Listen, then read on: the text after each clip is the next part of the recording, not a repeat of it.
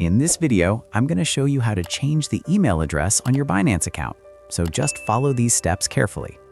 Now, the first thing you want to do is open the Binance app and log into your account.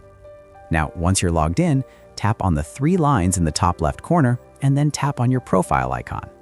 Now, inside your profile menu, tap on Security. Now, under the Security Center, look for the option that says Change Email or Email Update and tap on it. Now, once you're on this page, tap on the pencil icon next to your current email. Now, enter your new email address and then request a verification code.